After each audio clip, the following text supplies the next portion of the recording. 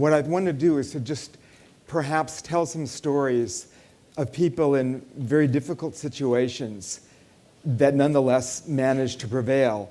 And I think that the stories are often transferable from crisis to crisis and situation to situation. Nelson Mandela uses this phrase he calls the multiplication of courage. And it's the idea that when one person steps forward, it can inspire another and inspire another. And I've seen that happen in the work that I've done, and I've seen it happen with people acting for change throughout the globe. And one of the things that's very important, I think, to understand is that there's sometimes a notion that says that to be able to act and to be able to make change, you have to meet some kind of impossibly perfect standard. It's like a bar that's always higher and higher and higher than you could ever jump over. And when I actually look at people who make change, that's never the way that it's true. They're never completely eloquent, they're never completely confident, they're never completely certain. They jump in, they act, they do the best they can, they learn as they go. And then that's true even, I would say, of the sort of giants of history who we hear about from legend. I think of the story that Gandhi's grandson, Arun Gandhi, tells about his grandfather. And Gandhi's family basically sent him to law school and borrowed on everything they could possibly have. And he was their hope. And he got up in court and he was so shy. He would stammer and he would stammer. He would not be able to get a sentence out. There's a phrase in American they call tongue-tied. He was tongue-tied. And so what happened predictably is he lost his case. And then a few weeks later, he would get up again and he would try and advocate, and he would be able to say nothing would come out of his mouth, and he would lose again. And a few weeks later, and the same thing would happen. And at this point, you looked at this young man and you would think that he was just destined to be a failure, and nothing would ever come of his life. And his family, I mean, what were they to do? And they sent him off to South Africa, and he literally and metaphorically found his public voice in the struggle against apartheid, and we know the rest of the story. And the reason I like this story so much is because when someone says to me, as they often do, I'm a little bit uncertain, I haven't done this before, I'm not completely confident, I can say to them, yes, but look at Gandhi, and compared to him, you're the most confident person in the world, and look where he ended up. And so it's a kind of sense of possibility. And I think that much of the time when we think about social change, again, we think that you have to be this impossibly perfect person. You think that you have to have everything completely lined up, everything completely certain, which is just never the case. One of the stories that I think has gone global from my own country is the story of Rosa Parks on the bus in Montgomery, Alabama. And people say, oh yes, that's the lady, she started the civil rights movement. And it's almost as if she sort of shook up a kind of chemistry set and invented it, and here's the civil rights movement, and suddenly it happens. And of course, none of that is true. It's not as if she's acting alone. It's not as if she accidentally stumbles into history. It's not as if it instantly happens. I mean, we were talking earlier about the human grid. It takes a team. It takes a community in anything you do. In her case, there was a civil rights organization called the NAACP, and in the community that she was part of, she was the secretary. She was doing very unglamorous things. She was making phone calls to tell people to come to a meeting, but that was part of what made social change. There was a young minister in town. His name was Martin Luther King. You may have heard of him. He wasn't very active. In fact, they had to actually cajole him. They had to persuade him. And he said, well, I'm new here, I'm young, people don't really understand, they're not familiar with me, somebody else should step forward. They convinced him to step forward, and that was where the world first heard of Martin Luther King. And so the lesson, and I think, is that in any effort that you do, and certainly in dealing with a crisis like the ones that you're kind of facing, you have to have that community. You cannot do it alone. And that's what Rosa Parks helped build that allowed that stand on the bus. The second aspect is what I would call intentionality. And you need actually two things, I think, to make change. You need a leap of faith, of hope. There's a minister who says hope is believing in spite of the evidence and then watching the evidence change by your action. And when you do that, that makes that possibility happen. So you think of something like Tahrir Square in Egypt, and the people going into Tahrir Square, and it took a huge leap of hope and a leap of faith to be able to go there, because they could have been shot down by Mubarak's police, and some were, and by the army, or beaten or tortured, and those things happened. But it also takes what I would call intentionality. And intentionality is saying, what are we trying to achieve? How do we tell our story? How do we persuade the people that we need to persuade? All of those kinds of things. And that goes side by side with the leap of faith. So in Rosa Parks' case, she took training sessions at an institute. It was a union and civil rights institute the summer before her arrest. So it was not an accidental action on the bus. It was a very conscious action that she knew would trigger a campaign. And of course, she did not know whether or not she would win or she would lose, but she knew what she was doing. It wasn't just because her feet hurt or something like that. Again, you think of something like the Arab Spring, and yes, the people had that leap of faith to go into Tahrir Square in Cairo, Egypt, but they also planned, they strategized, they met with there was a group called Otpor that had helped been involved in the overthrow of the dictator Milosevic in Serbia. They met with some of the people from Otpor. They strategized. They had practiced marches from some of the neighborhoods. They had a silent vigil along the Nile because it was less confrontative, and it was a chance to be able to move off of their Facebook page where they organized and to actually see their strength standing up, but without directly confronting the regime as yet.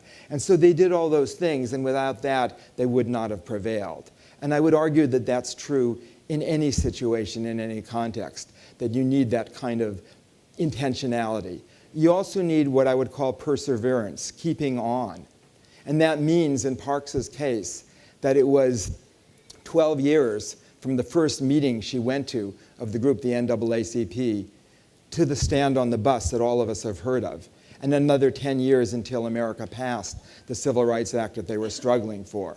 And you need that kind of persistence in anything that you do, because, you are trying to change a country around. You're trying to reclaim its sovereignty from the people who are saying, oh, you must do it this way, you have no choice. These are not easy things to do, and it is not going to happen in a month or a year or 2 years. This is the task of a lifetime, and I think all grand tasks are. And somebody like Rosa Parks knew that, and I think all social change activists eventually learn that. Even in my own small project I ran in America, where we were getting students involved with it was about 700 campuses. By the end, it wasn't such a small project with the universities that we worked with. It was several million students.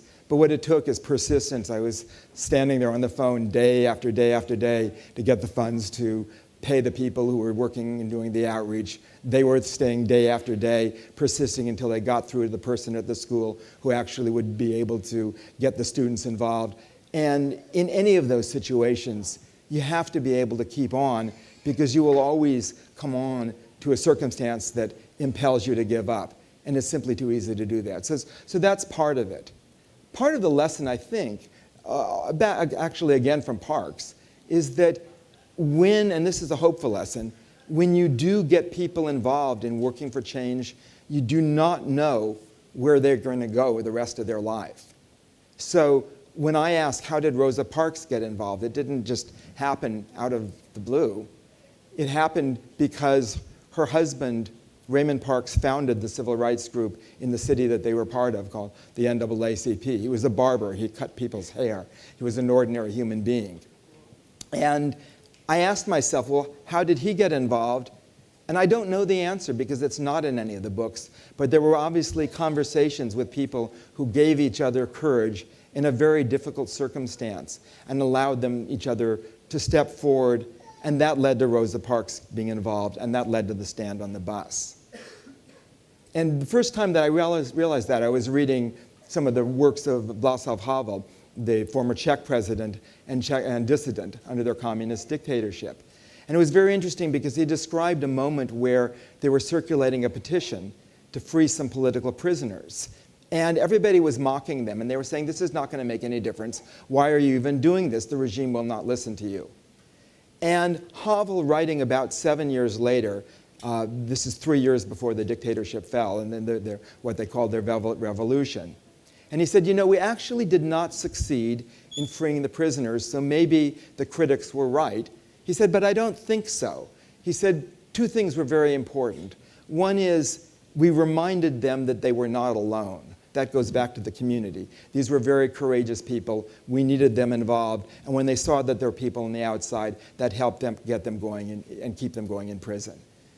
It's the same way as when Nelson Mandela was in Robben Island prison in South Africa, and they're breaking rocks in the prison yard, and they start whistling a freedom song to remind each other why they were there. Or they were denied newspapers to isolate them further, and a guard would have his newspaper wrapped in have his sandwich wrapped in a newspaper and discard it afterwards, and they would smuggle it under their shirts, and in a tiny coded script on toilet paper was the only paper they were given. They would copy a story or a sentence or a headline that they thought would give each other hope, and they would circulate it cell by cell by cell. And so it's that sense of giving hope through the community. That's essential. The other thing that Havel talked about, though, is he said that when people stood up for freedom in Czechoslovakia, when they signed that petition, that was their first action as free human beings, and it led to others from there. And they would then put on dissident plays and speak out in the classrooms, in the pulpits, in the streets. And after a while, they couldn't throw them all in jail, and they indeed managed to bring down the dictatorship.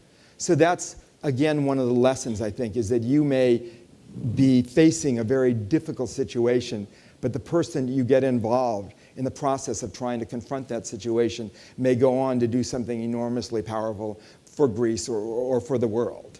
And that's always there in a potential of social action. One of the things that I think is very important also is that we have to, when you're trying to take on a difficult task, it's very tempting to just work with the people who are similar to yourself. And maybe that's where it has to start. It's sort of your first tribe. At the same time, though, if you're going to prevail, you have to reach beyond that. My closest friend is a commercial fisherman and environmental activist. And at one point, he was so effective in stopping some of the damage to the environment of some of the multinational corporations, they simply decided to drive the fishermen out of business. And they're trying to pass an initiative to ban their nets. And my friend was organizing resistance. And I remember him saying, he was sitting in a taverna in Seattle and saying, we're going up against these multi-billion-dollar corporations, but we're going to go down fighting at least. He didn't think he was going to win. But what happened is he started with the environmental groups because they were working with them already, and he started with the Native American tribes that they were working with. And then some of the fishermen were members of some very, very conservative churches. There's a denomination called Assembly of God that's about as fundamental and orthodox as one possibly can imagine. And they were not political liberals, and they were not environmentalists, but one of their ministers got involved and ended up giving an invocation against greed from the corporations and passing around a letter to all of the churches that he was part of. And I remember the day that they won unexpectedly. And they were celebrating. And there were people from Greenpeace and Friends of the Earth, and there were fishermen, and there were people from these churches. And they never would normally have even talked to each other, except my friend had brought them together, and that was why they won. So when you're trying to do the difficult task of changing the culture here, I think that's something to remember, which is reaching beyond the bounds of what's normally expected. I also think that you need creativity. And we've seen some very creative things already here, and we'll see more through the weekend. But I always think of an incident during the overthrow of Milosevic when it was captured as a documentary called Bringing Down a Dictator. And you see this body of people were gathered marching on Belgrade after this fraudulent election from all corners of Serbia. And you see people walking down a road, mostly farmers, led by a rather overweight mayor in a green jogging suit. He wasn't the most intimidating presence. And they're sort of plodding along the road, and then they come to a line of soldiers, and there's a police bus behind them. And the soldiers say, "I'm sorry, we have our orders. We're not allowed to let you pass." And the people who are marching talk with them a while, and then they say, "Well, we understand you have your orders, and you have to honor your orders, of course, but could we go around you?" And the soldiers talk among themselves, and they say, "Well, yes, that would be fine. You can go around us. We can't let you through, but you can go around us, and we won't give you any problem." And the people marching talk a little more, and they say, it would be easier if we didn't have this bus in the way and we have some tractors. Could we move it out of the way? We understand you can't move the bus, but could we move it out of the way? And the soldiers confirm. They say, yes, that would be fine. We're not allowed to move it, but if you want to move it, that's okay with us. And they go around and they march and converge on Belgrade and overthrow a dictator. And obviously, you're in a different situation. I mean, your government was democratically elected, and your challenges in some ways are more complex because they have to do with the culture of Greece and they have to do with the demands of the Troika, and it's maybe less linear. But I still think that that kind of imagination is necessary and will be necessary for you in the situation that you face. And so whatever your version of it is, I think you want to be able to say, what does it mean? How do we go around the bus? Because you're going to have situations like that come up again and again. I think you're going to need, and you already are developing, what I would call mutual aid, people helping each other. And there's a reason why, in desperate times, groups like Golden Dawn take advantage of the desperation and give out free food. There's a reason why in Egypt the Muslim Brotherhood does the same. Because when people are hungry, they look to who will give them food. So part of the challenge is to create a society, the phrase earlier today, dignity and solidarity, because Golden Dawn is the opposite of solidarity. So you create a society of solidarity where human beings are not thrown by the wayside. And that's part of, it's not the only, but it's part of the counter to a group like Golden Dawn, who will say, no, only us, but not them. That's part of the challenge. I mean, I look at the situation, I'm an outsider, it seems very complex to me. It seems that you have two intertwined tasks. I mean, one is, obviously some things have to change in Greece, the corruption, the cronyism, the shipping away of assets into foreign banks by the wealthy. I mean, we have that here. In America, we also have that. I mean, where the people at the top somehow manage to pay none of the taxes. It's, that can't go on. And if one's working in a public job, one obviously has to work and not just log in and not show up. And then at the same time, I look and I see the results of global austerity demands, and they are not pretty, and they do not build economies.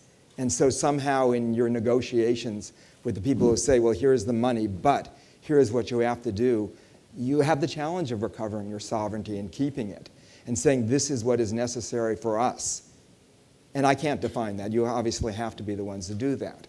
But it seems to be a critical task, and they say there is no alternative. And I think, well, no, there is always an alternative. I mean, even in Argentina, which went bankrupt and devalued the peso, they've now recovered. I mean, people survived there. It's not apocalypse. So sometimes it's presented as if there is no other choice. And I think there are always choices. And when you're dealing with hard situations, I think finally the most important thing is to be able to, well, two things. One is to know that cultures can change. I was in Copenhagen not long ago, and when I landed, everyone was on bicycles. And I thought, oh, well, this is Copenhagen. They've always been that way. And then I saw the pictures in the 70s, and it looked like Los Angeles. Well, it looked kind of like downtown Athens, with cars everywhere, completely dominating. And they said, yes, we changed it. We changed the culture. I mean, actually, I looked out, and I think Athens is very flat. They could do the same thing with protected bicycle paths. New York just learned from Copenhagen. They brought the same people over, and New York City in the last 2 years, or 3 years, has implemented bicycle paths all over in a very, very small piece of land in Manhattan. So if they can do it, I think it's doable here. And the challenge there was they said, we change a culture by coming up with ideas that work, that move things forward. And there was a company called Vestas. The environment minister I interviewed said it was 2 steps above a blacksmith shop. It's now the biggest wind turbine producer in the world because they invested wisely and they said, yes, we will buy the power at a certain price, and that allowed that company to bloom. So there's always possibilities. I was in Curitiba, is a city in Brazil of about 3 million, and they're called the most environmental city in the world.